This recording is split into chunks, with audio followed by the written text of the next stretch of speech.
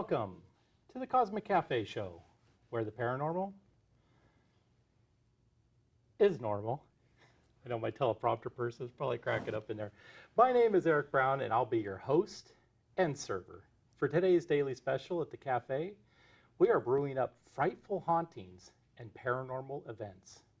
So what is going on? Why are more and more and more paranormal events happening?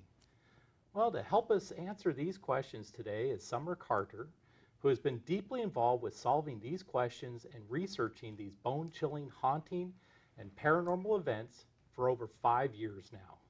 Welcome to the Cafe, Sommer. Oh, thanks for having me. Yeah, so tell me, what made you get into chasing after ghosts and hauntings and such? Well, I've been involved with the paranormal for a while. I had some experiences as a kid. When I was 16 years old, actually, I had an experience where I saw what I think was an apparition at the time. So ever since that moment, I went to the library, I went to different resources and tried to figure out different things about the paranormal, read tons of books. Hans Holzer's great author and paranormal pioneer. And as I got older, these experiences started happening more and more. And I think really? it's just because I was noticing them more and more. Okay. So I had the first experience and I'm like, oh my God, this is happening. And now I'm noticing it happening more. So what was, do you mind sharing what that first experience was? Sure. So when I was 16 years old, I had a car, had my friends in the car. We were out, kind of, trying to kill time. As a kid, you're just kind of driving around. Never been guilty of that myself personally, but Yeah. maybe a few people might know. Right. So, we're bored and we decide to go to a museum that's near our houses at night because the museum looked really spooky at night. So we go to the museum. It's this old sort of home from a prominent family in the area, built in the 1800s. So it does have this spooky vibe to it. So we get out of the car, go up to the house, and then we decide, okay, let's get out of here. We don't want to get in trouble. So we all kind of go back to my car, and I'm standing outside the car waiting for my friends to get in because there's 30 of us, like a clown car, trying to get into my little Toyota. And I'm waiting for them, and I look up and I look towards the house, and I see a woman dressed in white with like a bonnet, dressed in sort of this 1800s fashion. Okay. And I'm startled by it, and as soon as I went to open my mouth to tell my friends about it, she was gone. Whoa. And I tell this story to my Now, family. wait, was there any place that, if it was a real person, could she like ducked behind something? No. This was literally in the middle of this yard, this huge yard of this giant house. It was a mansion. Yeah. And she was gone. And I'm 16 years old. I'm pretty sure I wasn't hallucinating. I've never had any instances where that has happened. And, I shared this with my friends, and they all thought I was full of it, and told my family, and, they don't believe me.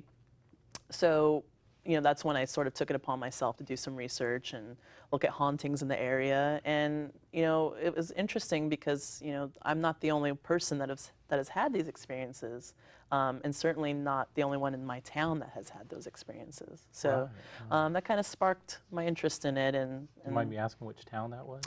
This was in Redlands, California. Oh, okay. Yeah, down in Southern California. Yeah. And the home is the Christie Mansion, if you've ever been there. Yes, I know the Christie Mansion, actually. Yeah. Yes. So that's where we went. And ever since then, I've been interested. Wow.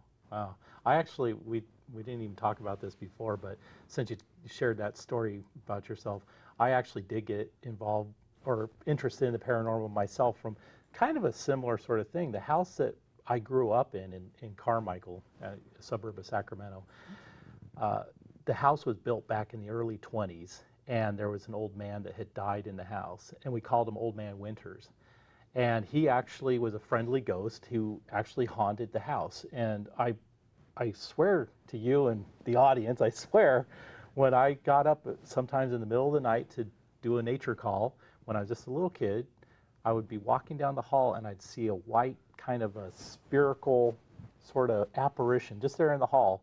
And then it's a long dark hall and there's no lights or anything. It's dark. But it's just right there. And I'd be like, oh, hi, Mr. Winters, and I just go into the bathroom. It was just like normal to me. Yeah, yeah. So, That's that's interesting. so I can relate. So it's like when you have a personal experience like that, it really kind of makes you much more of a believer then. Yeah, absolutely. I mean, can I say that the woman I saw was a ghost? I don't know, but she was there one minute and gone the next, so I don't know what else to call that other than paranormal. Well, and if the yard is wide open and there's no place for somebody to just quickly hide behind a bush or around a corner, then Right. She's, as far as I know, she didn't look like an Olympian and like, bolted out of there.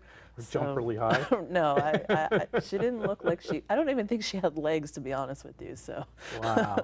So that apparition is really what got you interested back when you were 16, and now you're 18. So wait, that doesn't have 5 years. Okay, so you're 20 something. Yeah. Yeah. So. So Yeah. how did that? So now you're involved with the Alameda Paranormal Researchers. Yes. And Yes. we actually had one of your team members on the show on an earlier episode. Right. And Jenny was great about telling us a lot about what happened with the Hornet, and I know you work with the Hornet and a lot of other things. So Yes.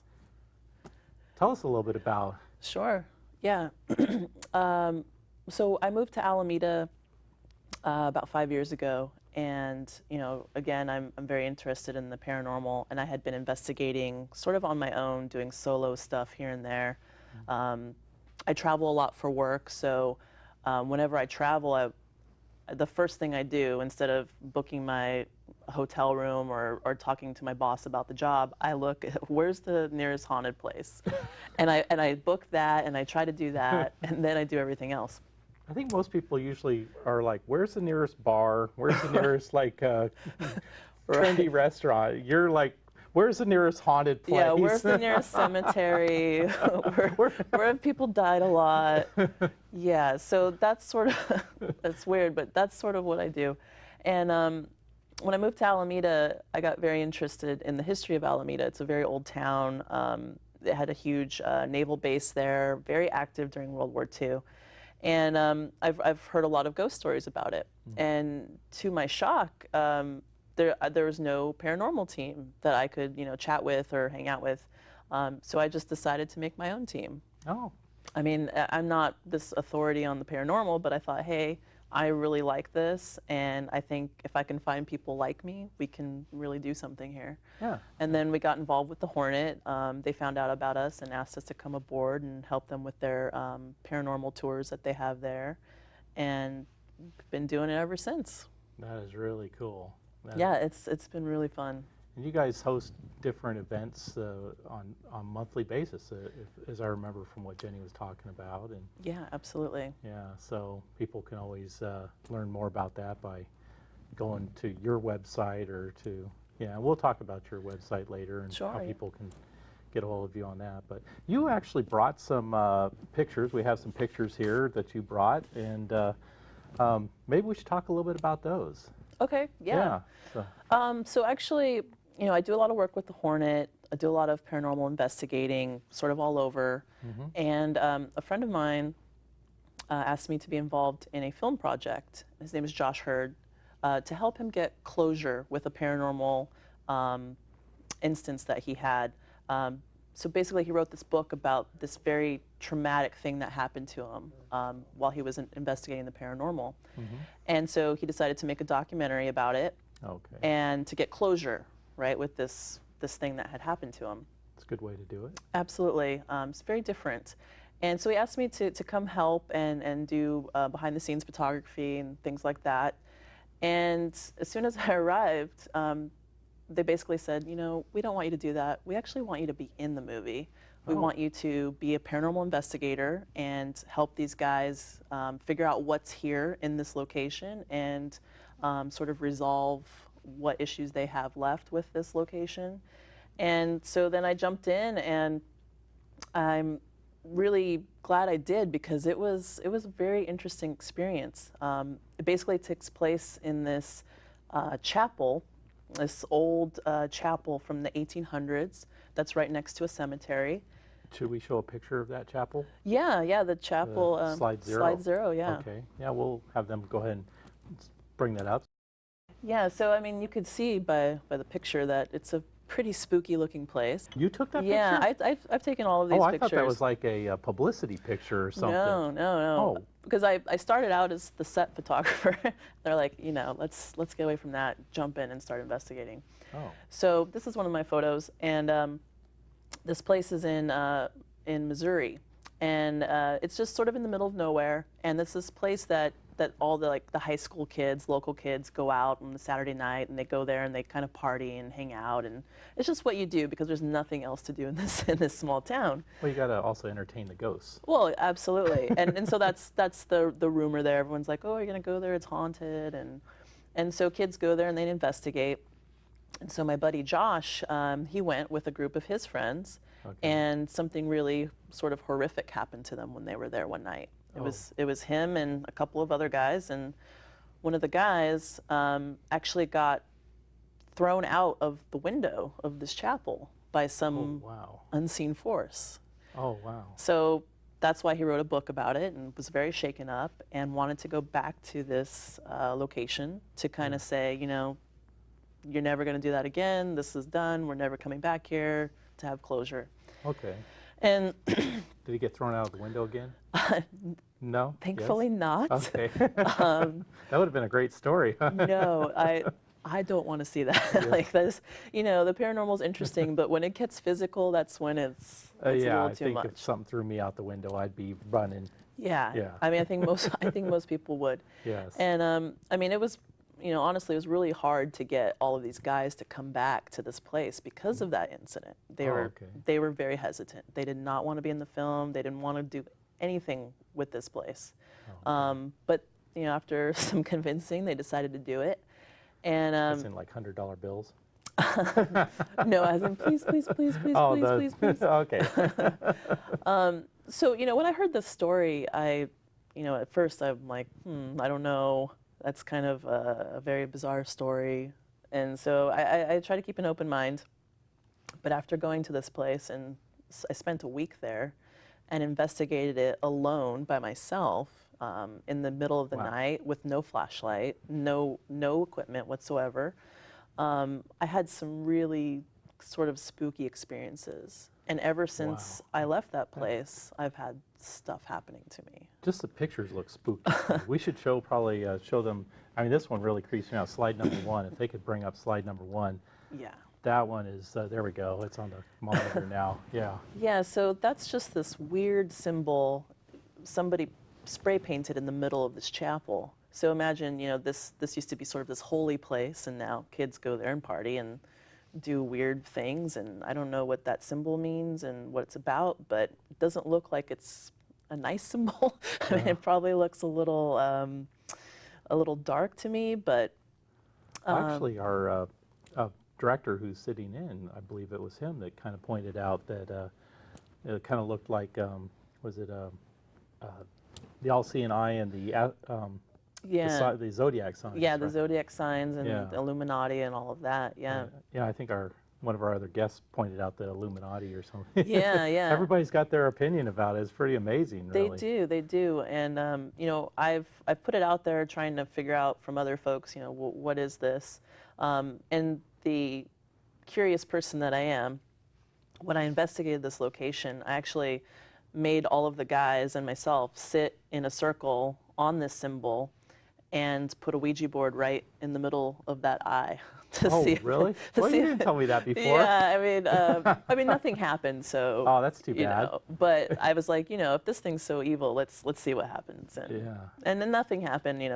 We didn't get possessed or anything like that. But yeah, I'd really like to know what that means, and it's definitely a weird-looking symbol. Kind of looks like that symbol on the back of the U.S. dollar bill. Yeah, exactly. That was my first impression when I saw it. Yeah, it's just weird. Why would someone put that there, and what does it mean? I don't know. It's very strange. Is there some debate on whether actually a living human put it there, or is there some debate that maybe it was put there by some sort of spirit entity? Nobody really knows. So when Josh originally went to this location when he was younger, that wasn't there before. So it sort of showed up. Okay. We don't know anything about it really. And I'm hoping once the film is out there and people are talking about it or they read his book that somebody will come forward and say, hey, I did that, you know, it's just joke or whatever. Right, right. Or not, or they say it's something else. I don't know. Yeah. I hope we get some answer for that weird symbol. But yeah, and then you know, if you look at slide number 3, there's this interesting sort of message on the wall there. And in this building, there's a lot of. They actually pulled up slide number 2. If they don't mind, just there we go. Perfect. Yeah, so in slide number 3, it's just some of the graffiti that I found in this building, and this one's pretty interesting. It says "Never lose faith." So, you know, you've got this church, super creepy, and then someone spray paints this sort of uplifting message.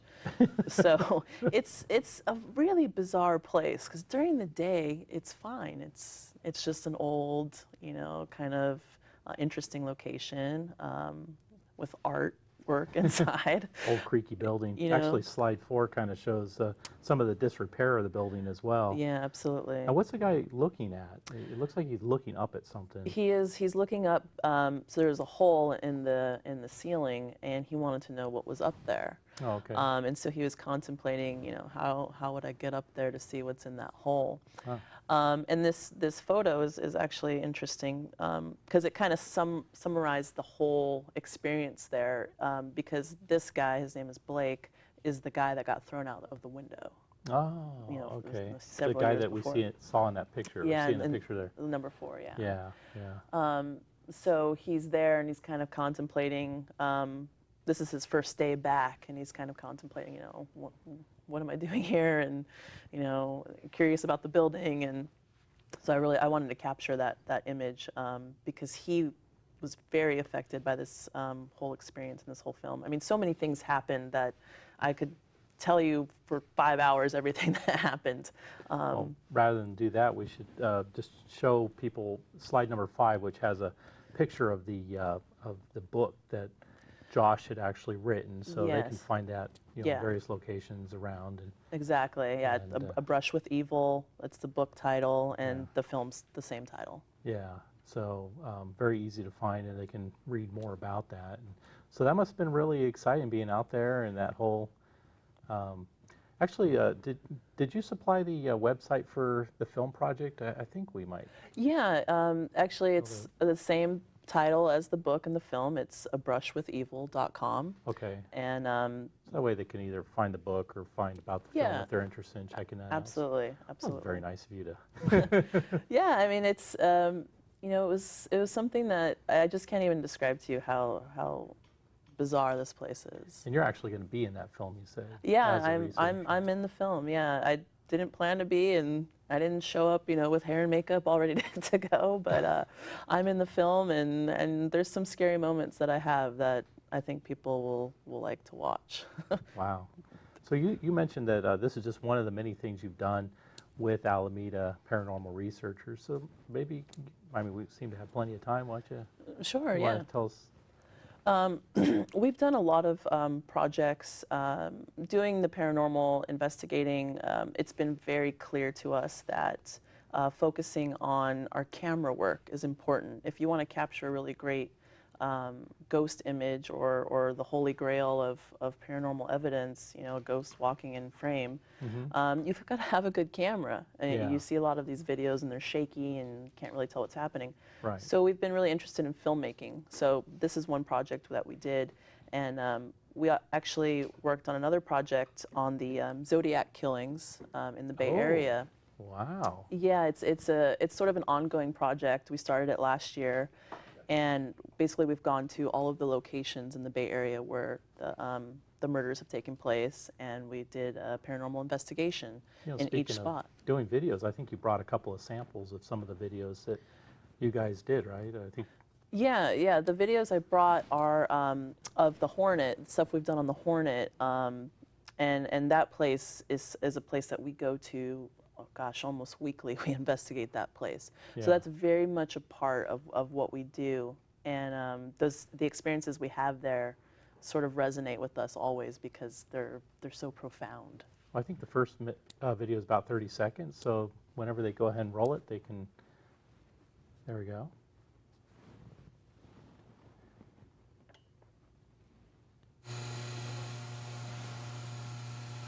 Can you knock on something for us if you're here?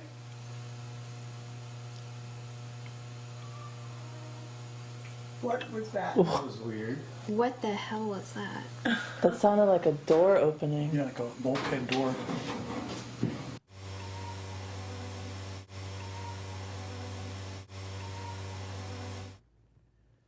Yeah, so in that clip, I got goosebumps. Look.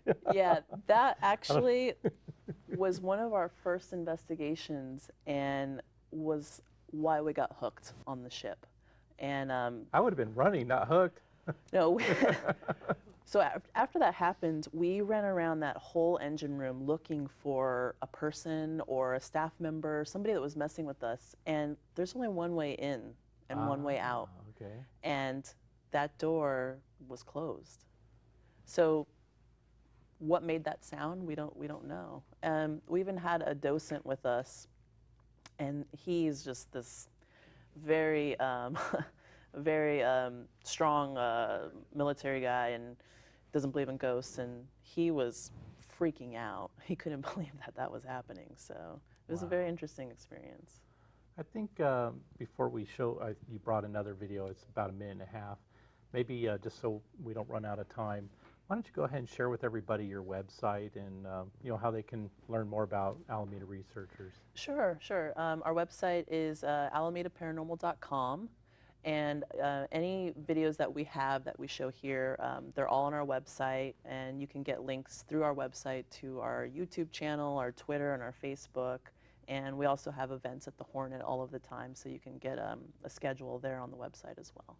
And it has a super cool logo, which Yes. I love. Designed by me. Oh, really? You designed that? Wow, Yeah, I you're sure did. multi-talented. I think, yeah, I have to stay busy, so. Yeah, that's great. That's great. Well, if they have the second video ready, we'll go ahead and have them get that started for folks.